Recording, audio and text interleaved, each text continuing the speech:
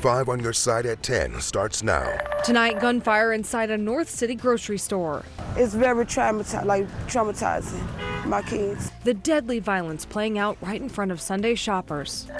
Dent in the drought. Badly needed rain will come in waves, at least into midweek. How much rain can be expected and when the heaviest rain should fall? Empty nest. Another disappointing season at Busch Stadium comes to a close. Unfortunately, they haven't showed up because we're not giving them the proper game that they deserve to see. As new leadership gets ready to shepherd the flock. We start tonight with the weather impact forecast. Showers and storms are moving through the bi-state right now, bringing us some much needed rain. Good evening. I'm Laura Barcheski. Mike Bush has the night off.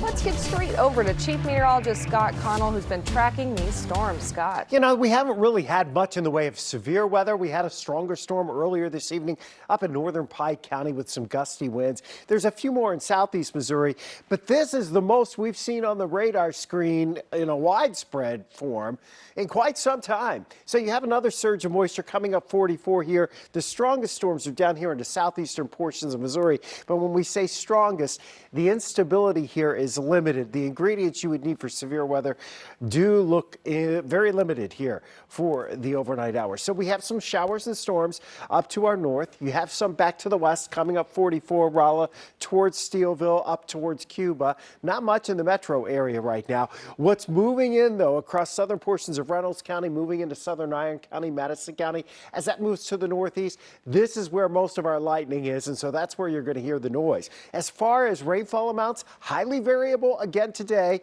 Many of us in the metro area and into the metro east, very little, if any, rainfall in the last 24 hours, but north and west, some spots seeing more of it. And again, we'll track this moisture in and across the area as we head through the evening hours overnight. There's the storm potential. Severe storms, though, not expected at all. This is beneficial rainfall, which we badly need. Tomorrow morning out the door, there still may be a few showers lingering early on. Temperatures will be in the 60s, but there will be dry time tomorrow. More on that and when the next wave of rain pushes in a few minutes, Laura.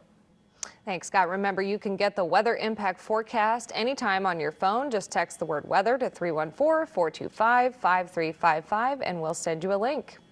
Tonight, police are investigating a deadly shooting inside a North City Schnucks filled with shoppers. One man was killed this afternoon at the store located at the intersection of Natural Bridge and Union. Our Annie Krall was there hearing the cries from witnesses demanding a stop to gun violence. Because it's traumatizing everybody here, and the kids don't need to see this. St. Louis Metro police officers rushing to the Schnucks near Natural Bridge Avenue and Union Boulevard around 3 p.m. on Sunday after multiple shots were fired. Witnesses telling us a man was shot inside the produce department. Attempted to apply pressure on the wound until the paramedics came. Police say the man was taken to a nearby hospital and pronounced dead. It's unclear if the man was shot by someone he knew or a stranger. He got shot right here on the side of his chest. He was trying to keep his eyes open, but it didn't work at all. And he ended up dying on the floor. All blood came out of his body. One mother, Bridget Battle, tells us she was inside the Schnucks when she heard the gunshots start to ring out. She was there with her children and had to jump on top of them to protect them, but says something like this should have never happened. It got to be a change going on. Like, this commotion got to stop with the violence, with the shooting. Everything that's going on right now has to stop.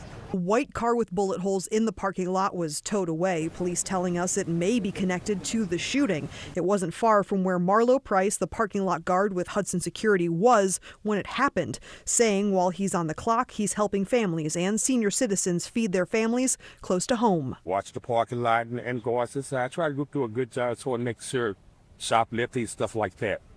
But you can't predict random incidents that may have occurred in the community that bled back into the store. Investigators are now looking to the several mobile security cameras parked on the lot. Our detectives are working right now to review that footage to determine who exactly was involved, how many people were involved, and then ultimately who's responsible for pulling the trigger or triggers.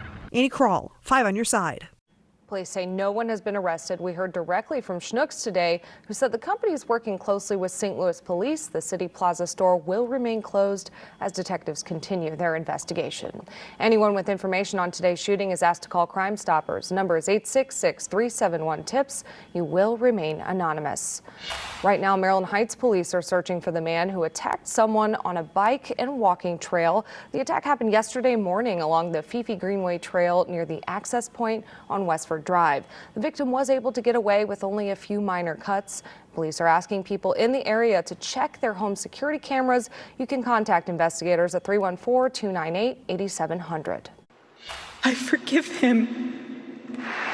I forgive him because it was what Christ did and is what Charlie would do.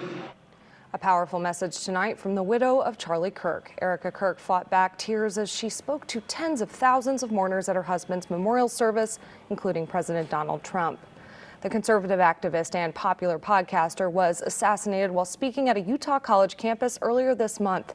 Cole Sullivan reports from Glendale, Arizona, where a commemoration that lasted several hours also served as a call to action. Some of the country's most powerful politicians coming here to State Farm Stadium not just to mourn Charlie Kirk, but also to credit the conservative activist for their own success. Vice President J.D. Vance says he would not be where he is today without Kirk. And other speakers say the tens of thousands of people who came to this memorial is further credit to the movement that Kirk built. The line began before the day did.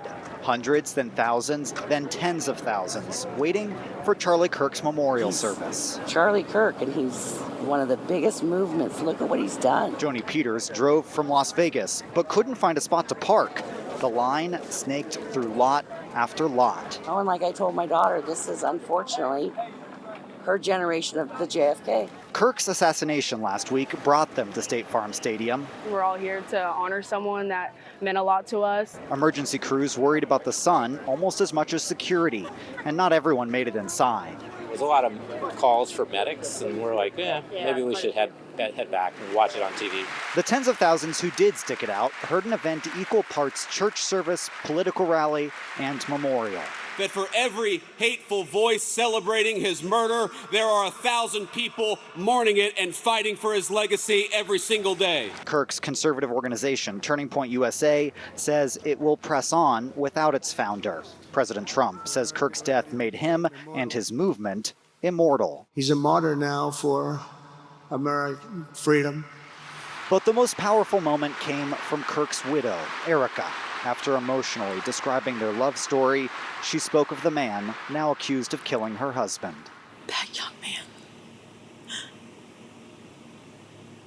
I forgive him.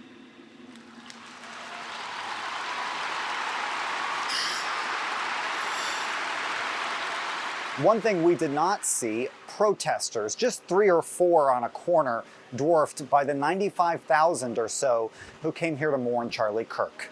In Glendale, Arizona, I'm Cole Sullivan. Today, FBI Director Kash Patel posted a lengthy update on the investigation into Kirk's alleged shooter, Tyler Robinson. He promised federal investigators are meticulously looking into theories and questions about the case.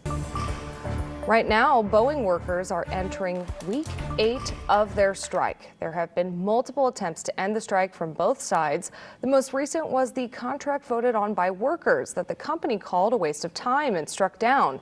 The union has rejected 3 contract offers from Boeing. At this hour, there are no scheduled negotiations set for this week. A live look now at Busch Stadium tonight. It's going to sit empty for the next 6 months. The Cardinals wrapped up their final homestand of the season today, and it was a game of goodbyes. John Mozeliak, the president of baseball operations, threw out the first pitch to end his final season with the franchise. And Cardinal Nation gave Nolan Arenado a standing ovation on what could likely be his last home game as a Cardinal.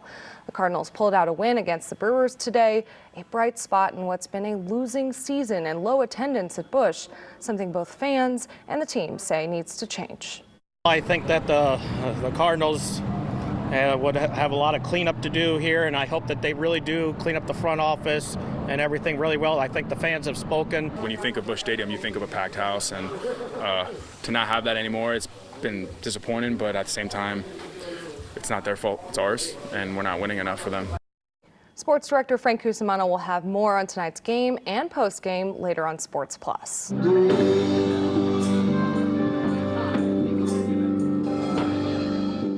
Sounds of Music serenaded the Skinker de Bolivar neighborhood today and providing a sense of healing. The 7th year of the Porch Fest brought together 50 performers set up on porches throughout the area. This year was extra special as the neighborhood continues to recover after being hit hard by the May 16th tornado. This is a very musical neighborhood. Throughout kind of our neighborhood's history, we've kind of supported each other through music. So back the May 16th tornado, which was absolutely terrible, it hit this neighborhood. There are certain parts of the neighborhood that got hit worse than others. And what was the first thing we did? We did a fundraising concert for them back in June. The free event showcased performers from dozens of genres. Head of the class. Number one, who doesn't like to be number one? A St. Louis high school named the best in the Show Me State, its secret to student success. Dangerous decor. Tonight, our verified team looks into whether decking your home for Halloween can weave a harmful web for critters. This rain is more of a treat than a trick from Mother Nature, given how dry it's been. We are tracking waves of multiple showers of thunder. That'll add up and impact us through about Thursday. See you in 6 minutes. Big recognition tonight for a St. Louis public school, one that's now being called the best in the state. Collegiate School of Medicine and Bioscience has been ranked the #1 public high school in Missouri in a 2025 report. Our Diamond Palmer shows us what makes it head of the class. Number one, who doesn't like to be number one? It's always an honor. We've been #2 for a couple years now. We've been really close, so it was honestly just pride at the fact that we've made it. Molly Schultz and Owen Garrett are Collegiate School of Medicine and Bioscience students, and they're celebrating a hard-earned win. Their school, with over 300 students, earned the #1 spot for best high school in Missouri on the U.S. News and World Report list, a scorecard of 98.51. Check these stats out. It's a St. Louis public school and the same building as Central Visual and Performing Arts. Over 14 different AP class offerings, college readiness programs, senior internships, community service, and a focus, of course, on medicine, bioscience, and technology. And plenty of student activities and groups. Something that sophomore Zahara Albusen is thankful for. Not many schools can say, oh, our Muslim students wanted a group all to themselves. Let's give them the resources to do that. That is something Collegiate really appreciates. Jernila Brown is a senior taking full advantage of the college prep. She's looking forward to an internship outside of the science field. I don't want to go into the science field. I want to go into communications, actually. I'll be able to put that on my resume, and I'll be able to go off to college with that knowledge. Brown says it's because of teachers, counselors, and her principal, Dr. Frederick Steele, but Steele says the recent honor is all because of student success. The students deserve all the credit, for sure. All we try to do is provide the most warm, welcoming, challenging environment and remove as many barriers to their learning and success as possible. Students don't have to pay a dime to get this education. Garrett says he's just glad to be a part of the success story, knowing how important right now is for his future. I am thankful that I'm in collegiate, attending collegiate. Reporting in St. Louis, Diamond Palmer, 5 on your side. According to the ranking, Clayton High School is #2 in the state, and Lincoln College Prep in Kansas City ranks 3rd. Right now, a rare piece of American history is docked on the Alton Riverfront. This LST ship is the last working ship of its kind. It was used in the invasion at Omaha Beach on D-Day, carrying tanks to the beach. Visitors get detailed descriptions of the role the LST ships played in U.S. wars and those who served on the ships. And to respect and pay honor to the people who served on these ships, the people that built the ships, and to give the people a chance to reconnect. Tomorrow is the last day to see it. It's open for public tours from 9 to 5. 3, 2, 1, Dozens of cyclists off to the races this morning for the 16th annual Pedal the Cause. The fundraiser supports research at the Siteman Cancer Center and Siteman Kids. There were trails ranging from 10 to 100 miles long, as well as a spin class. In its 16 years, Pedal the Cause has raised more than $51 million for 255 cancer research projects. We saw some showers and storms in the metro today, and there might be a little bit more on the way. Chief Meteorologist Scott Connell joins us now with the weather impact forecast. Scott? Laura, we're starting right off with the forecast for rainfall potential here going through the rest of this week through Friday. And you notice the area where it's most likely to get the heaviest rain, basically from St. Louis south down towards the Boot Heel into portions of Arkansas, then over into Kentucky, Tennessee, southern Indiana, southern Ohio. This is the area where the drought conditions worsened so bad so quickly here in the last month or so. There'll be spots that get 2 to 4 inches of rainfall down to the southeast of St. Louis. We're probably 1 to 2 inches, maybe 1 to 3 inches for the rest of us. Bottom line is we haven't had the opportunity for widespread rain across most of the area like this in an awfully long time. You're looking at some showers, some rumbles of thunder right now north of Hardin, heading up towards Carrollton. Nothing severe, nothing all that heavy. What you saw earlier was heavier. This is some of that heavier activity farther south of St. Louis. It's not severe, showing signs of weakening a bit here as it's pushing off to the north and northeast. But there is some thunder with that. There'll be some rumbles that you'll hear. And as we track that out through time, this area moving to the north-northeast probably gets into the metro between 1 and 2 o'clock, okay, in the morning. You'll hear some rumbles of thunder with it. It's doubtful there'll be much in the way of gusty winds. We don't have the instability. We don't have the winds aloft. But this whole area is going to lift through during the overnight and early morning hours. And with it, maybe 1/4 to 1/2 inch of rain widespread. And then some of us get a little more than that if you're under some of the heavier thunderstorms. It shifts out towards tomorrow morning for sunrise.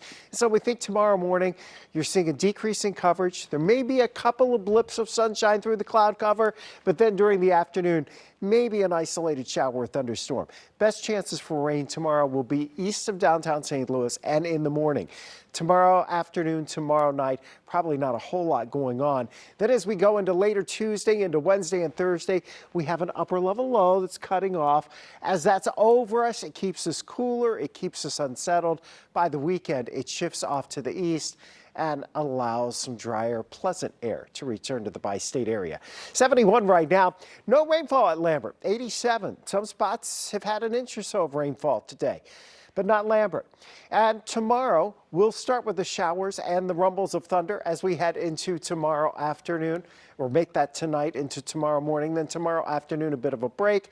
Tuesday, that's reverse. It's Tuesday afternoon into Tuesday night, and then taking us into Wednesday.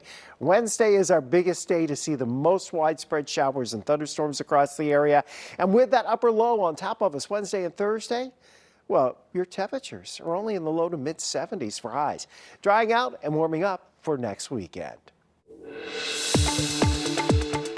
It's time to go on the move. I'm Paul Cook, your traffic guy from Today in St. Louis. The ramp from 170 north to 70 westbound near Lambert is finally open. MoDOT workers wrapped up that maintenance project over the weekend, but the bulldozers and construction workers aren't going away just yet. MoDOT still has 5 projects left to finish at that important intersection. It's an ongoing construction project. We actually started earlier this year, and it's anticipated to go into next year. We're a little over halfway done at this point. Several of the bridges have been completed. There was work at the Metrolink that has been completed, and still have a handful of bridges left to do the painting on. This is a tough spot if you need to get to the airport, so you're going to need to maneuver around it. So as you're going to Lambert International Airport, if you are coming in on northbound 170, you will take the first exit ramp to 70 westbound that comes in the fast lanes, and then you'll have to shift over. And if you're coming through from downtown, you'll stay on 70 like you would normally. It's one of the main routes drivers use to get to the airport, so be sure to plan ahead so you'll be there a couple hours ahead of your flight. I'll let you know if there are any changes. Stay safe out there. Paul Cook, 5 on your side. Attention Costco shoppers, the product at the center of a listeria scare tonight. Tonight, police are investigating a mass shooting in Indianapolis that left 2 people dead and 5 others hurt. It happened overnight in a parking lot outside a liquor store. 2 people died and 3 others are in critical condition. Hours later, 2 other victims showed up at the hospital and a nearby fire station. Police have not made any arrests yet. Tonight, we're learning the suspected shooter in a mass shooting at a New Hampshire country club is a former employee. Police say the man fired several shots inside the Sky Meadow Country Club last night. A 59-year-old worker was killed. 2 others are still in the hospital tonight. 4 other people were shot, and they're expected to be okay. Within 30 minutes, these officers were able to find someone and detain them who ended up being the suspect. That is remarkable. Of events like this you see around the country or the world, to find someone in 30 minutes is pretty effective. Police are still searching for a motive. The man accused of firing shots into a TV station in Sacramento, California, is back in jail tonight, just hours after being released on bail. The FBI rearrested 64-year-old Anibal Hernandez Santana on federal charges. He's expected in federal court tomorrow. No motive was given for Friday's shooting at the ABC affiliate. However, it happened days after the network suspended late-night host Jimmy Kimmel over comments he made regarding Charlie Kirk's alleged killer. No one was hurt, and the station is owned by Tegna, the parent company of Five on Your Side. Tomorrow, President Donald Trump is promising a big announcement regarding a behavioral disorder that affects millions of Americans. We're going to have an announcement on autism on Monday, and I think it's going to be a very important announcement. I think it's going to be one of the most important things that we will do. The president made those comments at a dinner last night, saying he thinks they have the answer. Health and Human Services Secretary Robert F. Kennedy Jr. has promised his agency would find the cause to autism by this month. An important recall alert tonight. Costco is recalling more than 3,000 pounds of its Kirkland signature ahi tuna wasabi poke due to a potential listeria contamination. The FDA says the green onions have tested positive for listeria, but there has not been any reported illnesses. The affected products have a sell-by date of September 22nd. If you have this product in your refrigerator, throw it away and contact your store for a refund. Decking the halls for Halloween, tonight our Verified team unweaves a claim about a popular decoration for spooky season. You can raise a glass for conservation. The St. Louis Zoo has teamed up with Stonehill Winery to save hellbenders with the Ozark Hellbender wine. Proceeds will go towards the zoo's efforts to breed, raise, and release the native salamanders into Missouri rivers. Bottles are sold at grocery stores across Missouri and Illinois. Fall officially arrives in about 14 hours from now, which means spooky season is almost here. Tonight, our Verified team looks into a claim about a popular Halloween decoration you may want to keep out of your yard to protect critters. Here's Megan Bragg. With the holiday season quickly approaching, many people will want to decorate their homes and yards to celebrate. But can some of those fake decorations actually pose a danger to woodland creatures? Let's verify. Our sources are Morgan Raphael with the Carolina Wildlife Conservation Center, Jennifer Gordon, Executive Director with Carolina Waterfowl Rescue, and Fallon Owens, Extension Wildlife Biologist with North Carolina Wildlife Resources Commission. Experts say animal run-ins with these types of decorations are less common than other human-made items like glue traps, for example. I would say, 5 cases or so a year, as compared to something like a glue trap that we could see 5 cases in a week. But Raphael stressed the fake spider webs can still harm wildlife. So it's dangerous for chipmunks, birds, squirrels, turtles, snakes. Pretty much any wildlife can get caught up in them, and it's very dangerous. Owen says people could clear out cobwebs altogether or place them mindfully, avoiding areas where birds might nest or rest. Make sure if you put it up that it's very visible, because if people can see it, the birds are going to be able to see it.